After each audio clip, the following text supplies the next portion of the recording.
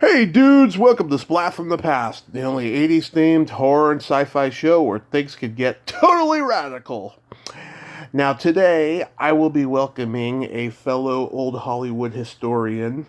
Her name is Karie Bible. She is I don't know what the proper term is. I know that she's the guide of this tour, but she's the, let's say, proprietor of this tour. It's called the Hollywood Forever Cemetery walking tour in LA. And she's a historian. She loves old Hollywood, old monster movies from Universal and so forth. And I'm going to have her on the show today and we're going to talk about all that stuff. She had been on Cat Lively's show a couple times, calling old Hollywood. And Scott Michaels, who I had on the other day, knows her as well, and Terry Bolo. They've said glowing things about her, so it's going to be a great conversation, and I am looking forward to it. She also has a blog website called Film Radar, which I also saw recently. Looks pretty cool. Go check it out. So, yeah, here is my interview with Karie Bible.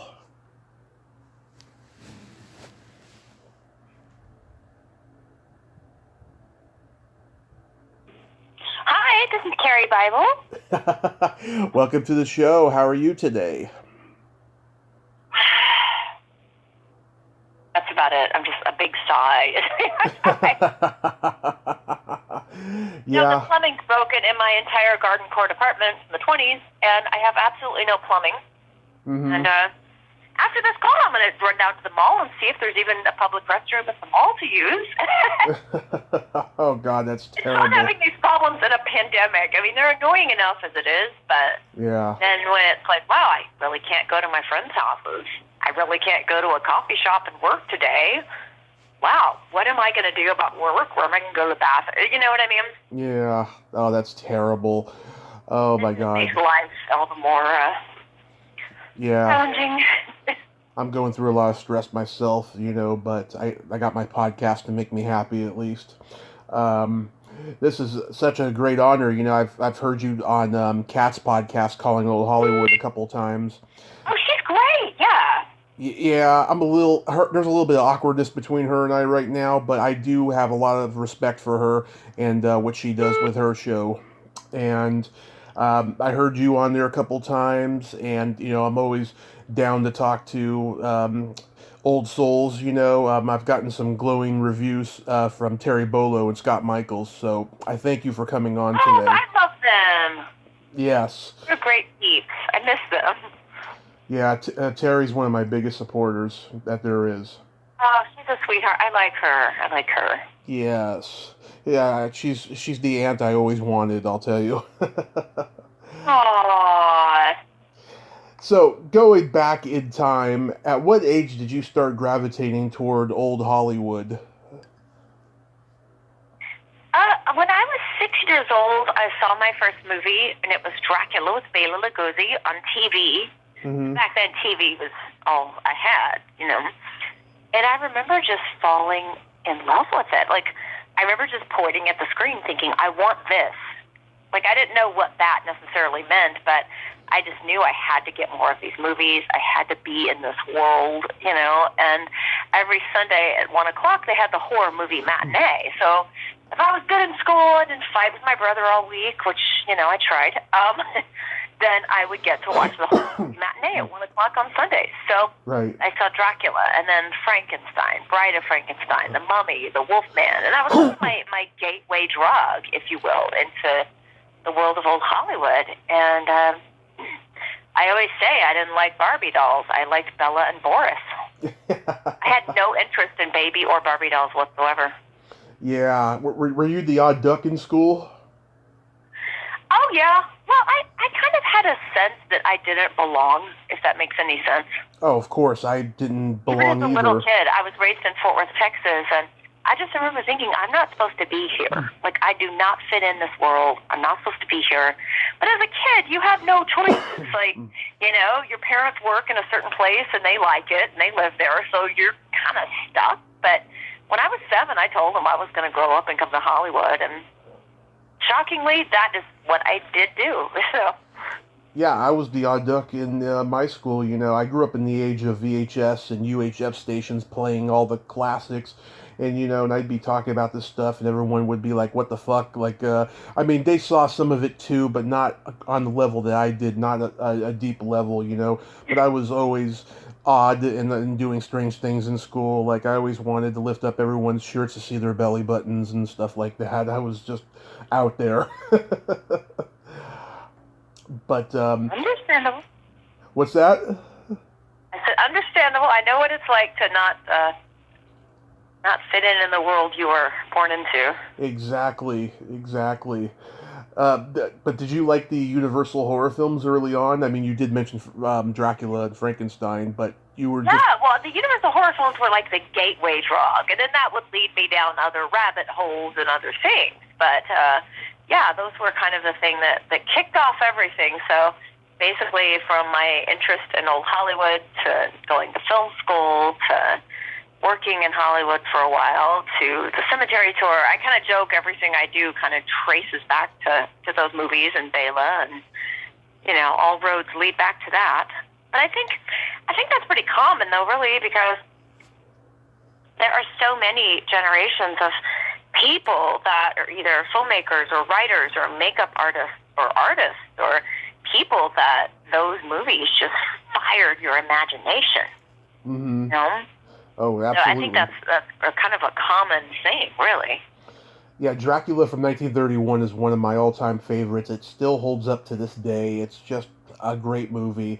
Um, I talked to Bela Lugosi Jr. earlier this year, and he I'm trying to remember. He said that surprisingly enough, Dracula is not his favorite of his father's movies. I can't remember what it was. Maybe it was The Raven or something like that. But yeah, Dracula from 1931 I love, and I've talked to also Sarah Karloff and Victoria Price.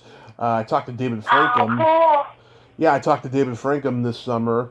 I tried to get Donnie Dunnigan and Janet Ann Gallows from The Ghost of Frankenstein this Halloween season. Never heard back from my sources, so hopefully in the future I'll get them.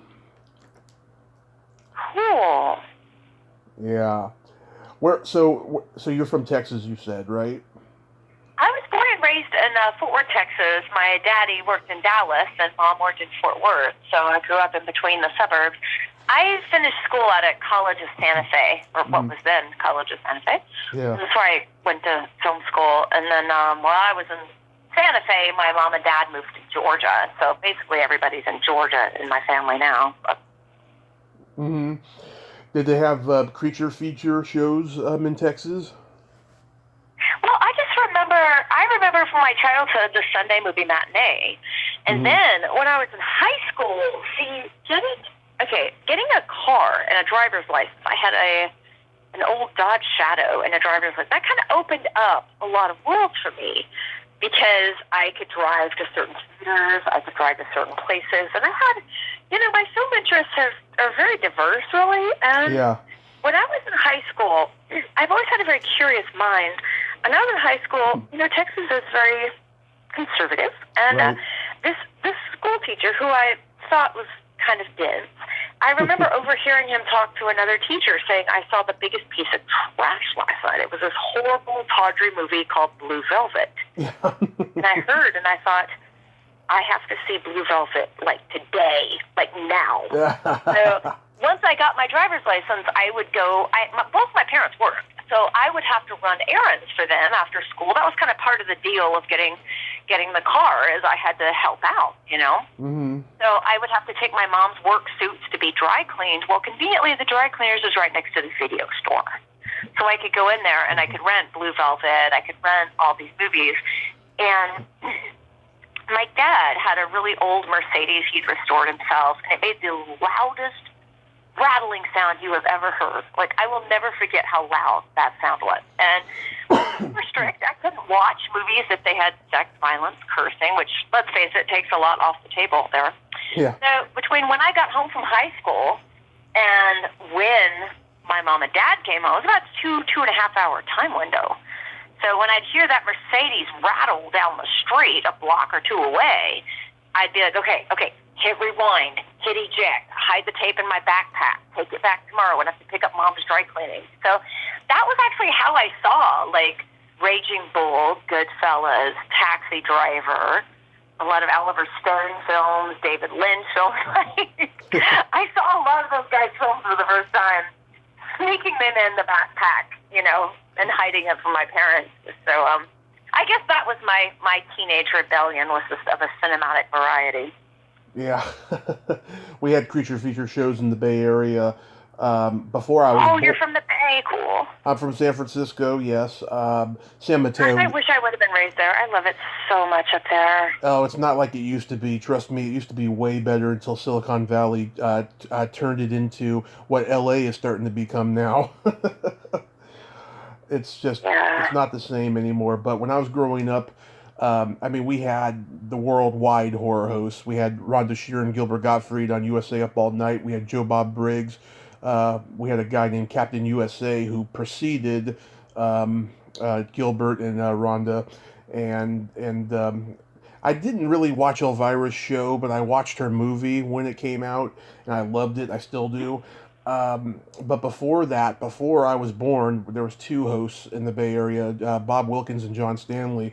And if you mention those names to people in the industry, they know exactly who those guys are because they were always coming out to Hollywood and interviewing big name horror people and stuff, and putting the segments on the show and stuff. Yeah, I mean they are really celebrated, those guys. And I interviewed John Stanley 2 years ago. I think he's a little bitter for the fact that when he hosted the show, it only lasted 6 years. I think he's tired of talking about those 6 years. I think he wished he had gone a little bit further had he known the convention scene was going to be huge, you know. But he's a good man, and he sent me a copy of his book. But yeah, I mean, I love all the public domain ones, you know, like Little Shop of Horrors and Carnival of Souls and Ega and Night of the Living Dead. You know, I love all those old horror movies that are black and white. I think one of the things I'm longing for, and it's been really hard this year, is I'm a big screen junkie. I mean, don't get me wrong, I love TCM, love my DVDs, but before the pandemic, I mean, I was at the Egyptian Theater all the time, UCLA Film Archive all the time. Those two places are kind of my babies, and it has been so hard not having them, because seeing movies with friends in a theater on a big screen, that's one of the greatest joys in my life, and I never thought I'd live in a world where that wouldn't be possible, and that's been very hard, you know. Yeah, it's just It's funny though. The last decade or so, I've seen maybe 2 or 3 movies a year in the theater. Before that, I would go all the time to movies. But just movies in the last decade have become so cheesy, so fast paced with the digital. I just can't get into a movie like I used to. Well, I mostly see rep revivals. I see a lot of that on the big screen. Like, I don't see nearly as many current release movies because, I mean, I feel like a lot of them are made for either young families or young men. Yeah. And, you know, as a lady in her 40s, I just look and think, well, you know, Iron Man 7 is just not my thing, or whatever, you know what I mean? So, 7. But UCLA Film Archive and the Egyptian, we have a lot of theaters in LA, actually, that show repertory revival movies. And they have gorgeous prints and beautiful theaters. So I am addicted to that world, to be honest. Yeah. When you're in the Bay Area, have you ever gone to Stanford Theater? I haven't gone to that one, but I have gone to the Paramount Theater in Oakland. Uh-huh. And I go to the San Francisco Silent Film Festival. I've gone there every year since, like, 2001. And that is, like, that's as good as my life gets, basically. I love the Castro. I love my friends in San Francisco. So getting to all of us to, like, sit in a theater together and watch a movie, that is, like, heaven. I've been to the Pacific Film Archive, I think, at Berkeley. Right. So, yeah, I love the Bay Area. I that was the last place I went when the pandemic broke. I was in San Francisco Bay early March, and I was going to stay. I was lecturing at San Francisco State, and I was going to stay the whole week, and then things got weird very quickly, so I called the airline and just came home, and my trip was like maybe 24 hours, and I felt like the night I was up there, the whole curtain just fell on my world, you know? Yeah. Oh God.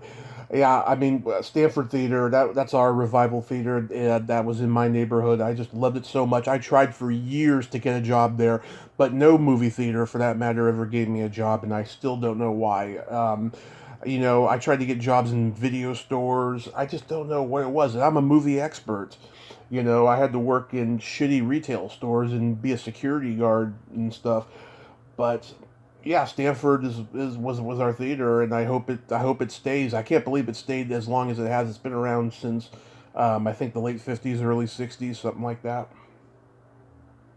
Yeah. It's really really sad. But what are your desert island classic movies? The old movies. Oh gosh, that is such a hard question. I get asked that a lot, like what's your favorite film? And so much of that depends on what day you ask me, what mood I'm in. There's so many different answers. I'm going to say The Big Parade, Oh yeah. 1925, is one of my top 5 favorite of all time. Mm-hmm. The Red Shoes, 1948, one of my top 5 favorite of all time. Mm-hmm. There's so many movies that mean so much to me and for so many different reasons, you know? Yeah. It's just very hard to narrow that list down. Seven Chances with Buster Keaton, that's one of my favorites. I don't know, those are 3 I gave you, but it's hard to say. There's so many that I love and for so many reasons. Okay, here's my top 10. Dracula, 1931, Little Shop of Horrors, The Big Sleep, one of my favorite noirs. That's a great one. Yeah. Harvey, The Philadelphia Story. Those are like 2 of my favorite Jimmy Stewart. That one. Yeah, 2 of my favorite Jimmy Stewart movies. Modern Times, which is my favorite Chaplin movie. Love that. Oh, I love that one. A great swan song for the Tramp, I have to say. Laurel and Hardy's Way Out West. Yeah. Martin and Lewis, Hollywood or Bust. That's their last movie, and to me, it's their best. I mean, a lot of tension and sadness happened off camera, but they're at their best in that movie. I feel. Vertigo, my favorite Hitchcock movie. Oh my God, I got to see that on a huge screen with Kim Novak there in person at the Egyptian. Mm-hmm. Oh my gosh, that was one of those experiences that you just cherish. It was so cool. And Rebel Without a Cause. That's a great one too. Hey, you can't go wrong with any of these. No. Great list. Yeah, because I mentioned to you in Messenger that I've interviewed Karen Hansberry, and yeah, last year. Oh, she's wonderful. Yeah, she's awesome. Yeah, I just we were just talking about noir the whole hour, just having a great time, and she told me about some obscure ones I didn't even know about that I saw and absolutely loved them. Yeah, I'm a noir junkie. I started volunteering for Eddie Moeller at his Noir City festivals in Hollywood back in 2002. So I've just been delighted to see how much the brand has grown and how much noir has become kind of mainstream and super popular. I love that genre so much. Oh my God, there's so many good ones. Mm-hmm. Absolutely. Oh, that's such a good genre. In fact, November is Noir-vember, so I will be watching tons of noir next month. Wow, I forgot about Noir November. Yeah, that's on AMC, right? No, it's a thing that a friend of mine, my friend Mariah Gates, created, and it's basically just a social media push to spread the word about film noir all over the internet. Just watch and celebrate as many of these film noir films as you can. Oh, okay. There's a really good one that Eddie showed at Noir City a few years ago called Chicago Calling with Dan Duryea. Oh, yeah. Oh, that was fantastic. I love The Killers. Mm-hmm. The Killers. I love Chris Cross. Oh my God, I love Chris Cross and Brute Force and The Killers.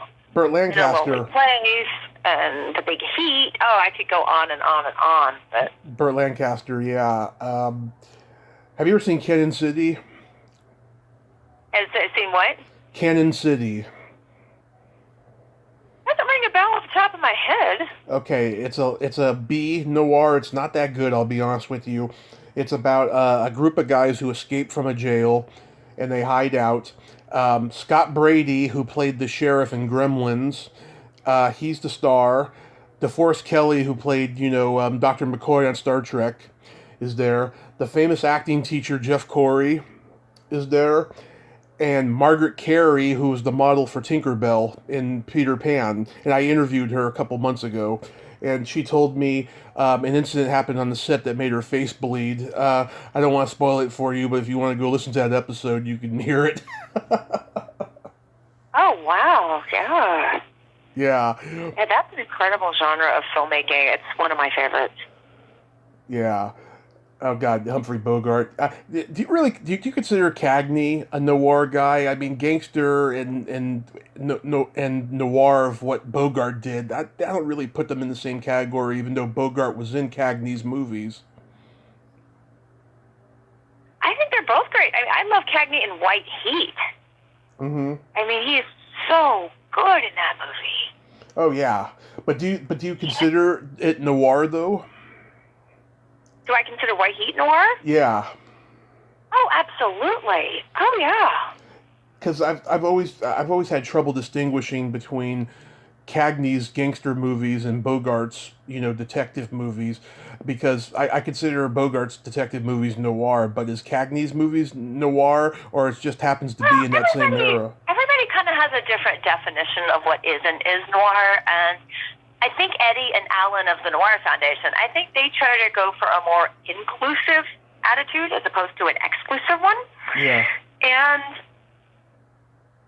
I think Cagney's a noir, and I think also a lot of those cycle of early 30s gangster films, you could call those proto-noirs. Mm-hmm. They're kind of the forerunner or the warm-up to what we know as noir. So I think those films definitely have a lot of the elements, and they just kind of came earlier before the full cycle, Yeah. But, I mean, just that prison scene alone, when Cagney's in prison and they tell him his mother dies and his dad, and he just goes, insane and starts screaming in pain. I mean, top of the world, like, Mom! Yeah. so performance, Yeah. Oh, so many great ones there. Edward G. Robinson, George Raft did some good ones. I'm a Mitchum fan myself. Oh, my God, I love me some Mitchum. Mitchum, oh, I'm a huge Mitchum guy. Yeah, I think he's so underrated, and he did some great ones, for sure. Yeah. Oh, I love Mitchum. You ever seen Kiss of Death with Victor Mature? Oh, yeah. Yeah. I've been trying to get his daughter Victoria on the show. We follow each other on Instagram. I would love to talk to her. She was born when he was in his early 60s, so that would make her probably same age as you and about 8 years older than me, around there. I'm 37. Okay. Yeah. Mitchum is, he's so good. Oh my gosh, I love him. Mitchum. Oh yeah. What's your favorite of his noirs? I don't know that you would consider it a noir per se. I do, but Night of the Hunter. Yeah. I would consider it a little bit of a noir. Yeah. I love Night of the Hunter. I mean, he did so many. I'd have to look up all the titles off the top of my head, but I mean, he made so many in that genre. And with his face, he's got one of those faces, much like Bogart. His face was just born to play those kind of roles. Yeah. You know what I mean? Yeah. Just the lines in his face, the look in his eyes. I mean, Out of the Past, obviously. Oh yeah, that's my favorite. Yeah. Did you know that he hated a lot of the movies he made from RKO? He thought that they were just frivolous waste. Oh yeah, that doesn't surprise me at all. Yeah. I love Cape Fear. That's a great one. Oh, that's my other favorite. Yeah, Cape Fear. Oh, that one's so good. I love that one. Thunder Road. Thunder Road is great. Macau is great. River of No Return. Oh, I love Angel Face. Angel Face is good. Yeah. Yeah. Well, I understand why you didn't like a lot of them. I mean, I get it. So back then, especially actors really were just told to do something. It's not like they had a lot of choices. Yeah. So, Richard Basehart did some good noirs. What's that one called? 14 Hours, where he's up on the ledge of that building. You ever see that? I'm not sure, to be honest. I'd have to look that one up to see. Sometimes you see so many of these, and a little bit of it runs together in your brain, Mm-hmm. at least for me, and I kind of have to look it up again and go, wait a minute, have I seen those? Just to kind of jog my memory. Yeah, it's about talking him off of a ledge. The entire movie. It's pretty good. It's Oh, pretty wow. intense. Yeah, it's pretty intense. Sterling Hayden in the Asphalt Jungle is good. Oh, yeah. Oh, my God. Yeah, at the cemetery, we have John Huston is there, and the cinematographer of Asphalt Jungle, Harold Rawson, is there, too. Oh yeah. That's Yeah. a great movie. Oh, I love that movie. Yeah. Also, Dark Passage, which was shot in San Francisco with Yeah, Bogart. I went to the apartment building where that was shot with my friend Olivier, and I sat on the steps of that building. And oh yeah, I've been by there for sure. Yeah. It's an underrated one. And of course, Key Largo is a good one. They have the best chemistry, Bogey and Bacall. Like when you see them, especially on a big screen, oh my gosh, it just jumps off the screen. That chemistry. Mm-hmm. And that's hard to capture, because there's so many times when you'll see people co-star together and you just think, wow, do they even remotely like each other? And then other times where you see people on screen together and you think, my gosh, they are just burning up that screen. They are so perfect for each other. So Bogey and Bacall definitely were awesome together. Mm-hmm. I would Of course, love. iconic. Yeah, I would. I would love to meet Sam Robards to ask him questions about his mother, Lauren Bacall, and of course Jason Robards, who she was married to after Bogart. Yeah, there's some Stephen Bogart. He was at the Noir City Festival one year, but I think there were a lot of people asking him questions and all that, so I didn't get to really chat with him or anything. But Mm-hmm. yeah. My favorite movie of all time, even though it's not a black and white, is Back to the Future. Oh yeah, I saw that in the theater when I was a kid, and it came out. I was too young. I was two. The way I saw it, we rented it when I was three, right? 3.5, and I fell in love with so it. old. What? You feel so old. I know. I'm 37. I saw it when I was 3.5. I fell in love with it, and my parents taped it for me, and then my brother accidentally taped it over, and then we retaped it again, and I still have the tape to this day. We taped over The Shining for it, and if you rewind it all the way to the beginning of the tape before the PG graphics come up, you could see Shelley Duvall talking to the doctor, and it's spooky. It really is. Oh, cool. Yeah, I will never let that tape go. I watch it maybe once a year because I don't want to wear it out, but I have it still. Cool.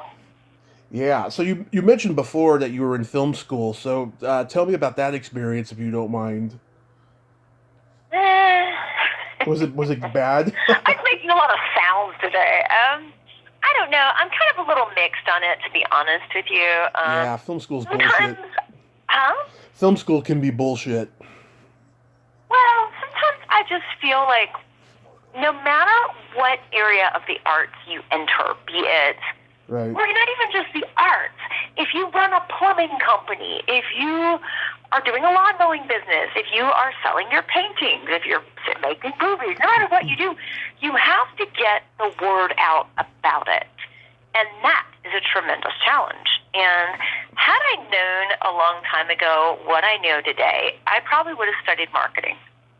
Mm-hmm. No matter what you do in life, if you can't get the word out about it, you're not going to get a response. And so I think I would have studied business or marketing instead of film. But again, it's hard to say. I mean, hindsight is always going to be 20/20 in life. Yeah. And it's easy to look back decades later on something you did and think, oh, I should have done this. I should. Because my mom really wanted me to major in business. She was pushing for that. But then you visit campuses and you see kids running around with film cameras and you're just like, forget business. I'm doing this, you know. So Mm-hmm. I followed my heart and my passion, and also the technology has changed so rapidly. Like when I was in film school, it was a big deal to get some of this equipment, you know. Oh yeah. And now, like when I was in film school, we would edit either with 16 millimeter film on a chopping block or like 3/4 or VHS. I'm not VHS, excuse me, 8 millimeter or 3/4 with time code. And now today, you can go to the Apple Store, get an iPhone. You can shoot, you can edit. I mean, the basic skills of what these things look like and are, you learn in film school, but the technology has radically changed since then. And it's been so democratized to where anybody can do it. I have friends that never set foot in film school, and they can shoot and edit and make videos, and they do it all the time.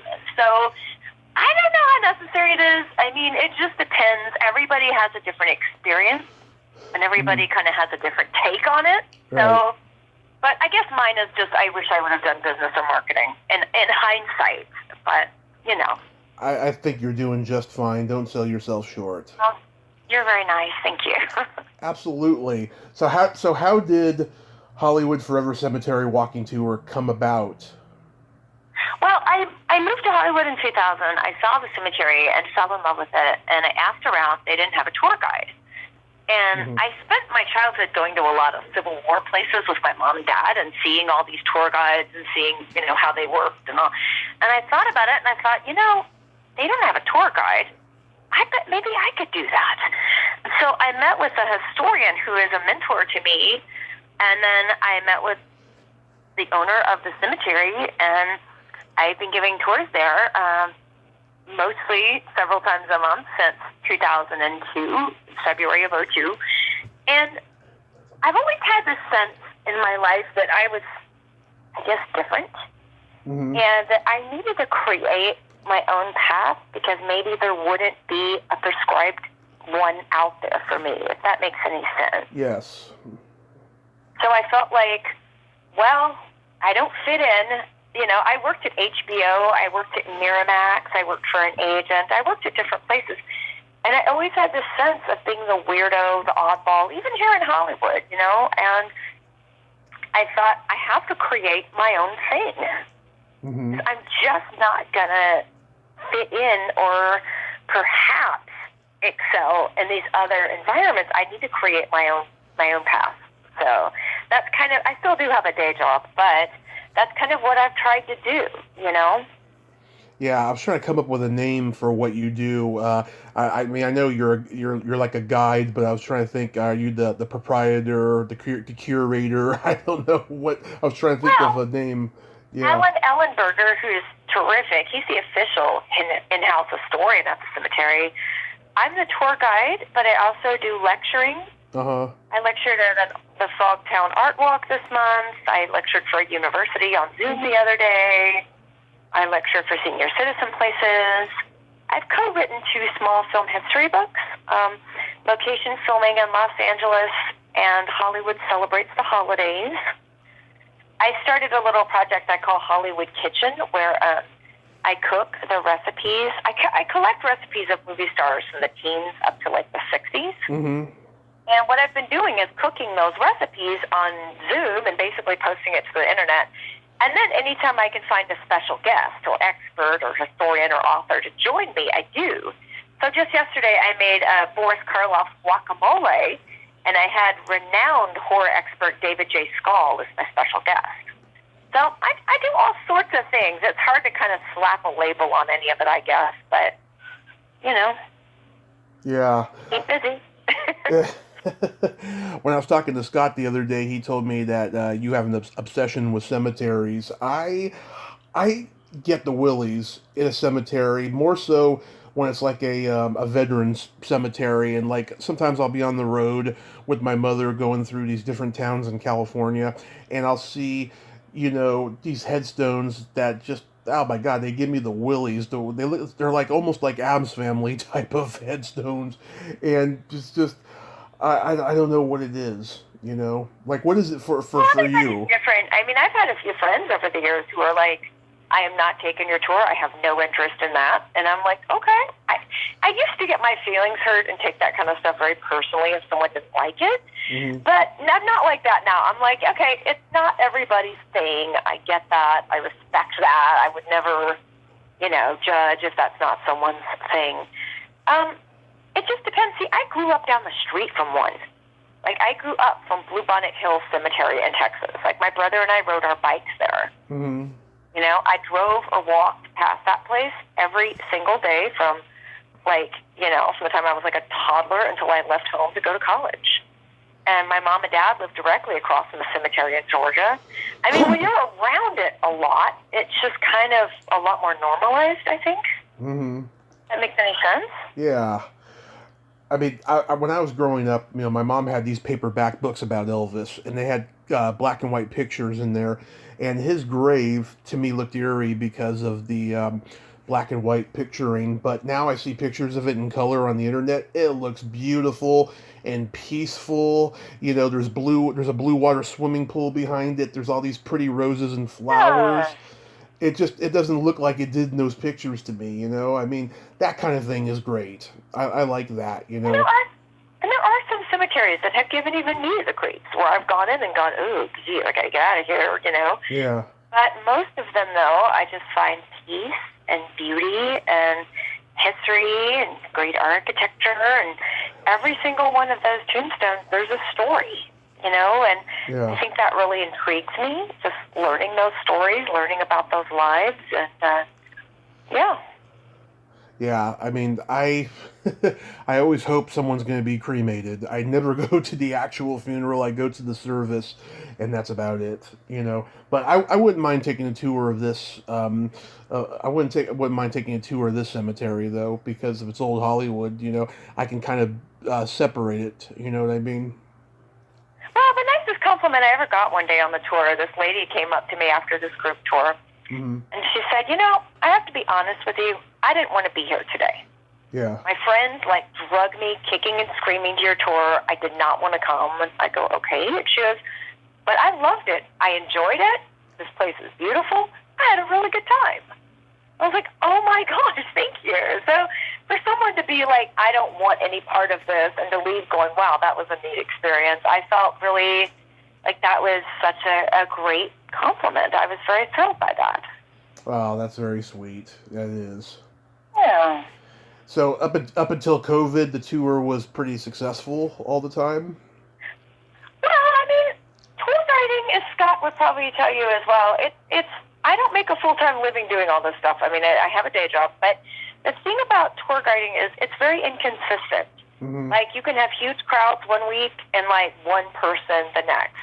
And sometimes it depends. Like, when it was 113 recently out here, yeah, no one's taking the tour, Yeah. If it's raining, if there's a giant event going on in LA, if there's a huge accident on the freeway, there's so many factors that you have absolutely no control over, Yeah. And so I don't know very many people at all that make a full-time living as tour guides, believe it or not. Most of us have other stuff we do. I agree. So, yeah. But success means different things, I think, to different people. And for me, I get to do something I love to do. I get to share a beautiful, historic place with others. Hopefully get to share these artists and their lives and help them live on, help other people learn about their lives and their movies and their legacies, and just waking up and getting to do something that you love to do is the greatest feeling in the world. Absolutely. So that to me is success. I'm not living in a mansion, but I get to wake up and do something I love, and that is success in my book. So. Yeah. Have you ever thought about starting a podcast? Not necessarily, just because, well, I have my little video thing that I do with Hollywood Kitchen, and between the cemetery tour, my full-time job, my Hollywood Kitchen project, I don't know, I've got a lot of projects going on. It's kind of like, if I have clean socks around here at Shea Bible, I'm doing really, really well. So, I mean, it's something that would be fun to do, but it's just a matter of when would I do it and how would I do it, because I already have a lot on the old plate. I mean, I think you would be very good at it. You should consider it in the future. Well, thank you. Of course. And I saw your Film Radar blog site. Tell me about that. It needs to be totally redone. I'm sorry. It needs to be redone. Please excuse. No, it looks good Well, though. I got started because in 2002, I was just I'd only been here 2 years, and I was like a kid in a candy store, just seeing all of the repertory, revival, and specialty movies on big screens all over LA. And I thought, well, someone ought to do a newsletter about all this. And then so I started the newsletter, and then I started the website, and now my friend Ray McDermott has taken it over. But right now it's all kind of languishing because of the pandemic, and even before then, I've just got all these other projects. Mm-hmm. And I need to revisit Film Radar because I still care about it, and I still love it and want to redo it. I just, got a lot of projects on my plate, and I'll get to it. So, yeah. So there's this secret silly game that I like to engage my guests in, Karie. It's a series of silly slumber party questions. And how this works is I ask you the question, you answer it, and then you ask me the exact same question and I answer it. Okay. And you can comment on answers. That is allowed. Nobody wins or loses. It's just silly fun. Okay. Karie, are you ticklish? I guess. Okay. Are you ticklish? Yes, I'm very ticklish. Okay. What is your favorite part of the body? And it can be anything. Eyes. Eyes. That's a popular one. What is your favorite part of the body? The belly button. Okay. What color are your toenails painted? Well, right now they're not. It's been quite some time since I've been to the nail salon. How about you? What color are your toenails painted? Right now they are au naturel, but last time they were painted over a year ago, the last time I was in LA, they were purple with sparkles. Hey, nothing wrong with that. Yeah, I like to go elaborate, very festive in colors. Go big or go home, I say. So yes.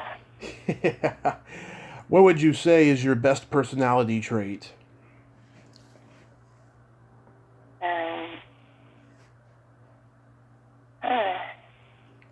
I'm actually really terrible at assessing myself. I don't know. I try to be very, very kind, and I guess I try to be nice to people and kind. So I guess that would be it. What is your best personality trait? You are very kind, yes. And mine is I have empathy and I have no filter, so it's a good balance there. Okay. And then my favorite question, is there a stinky smell that just makes you gag? Yes, actually, the smell of sod. There was one time a few years ago, they did some sort of project at the cemetery where they were pouring a ton of sod. Yeah.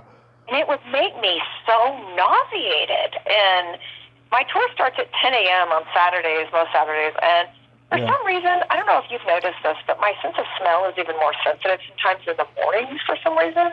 Yeah. And so I was out in the morning doing a tour, and I smelled that sod, and I just felt so nauseated. Yeah. It was like everything I could do to, not get sick in front of everybody.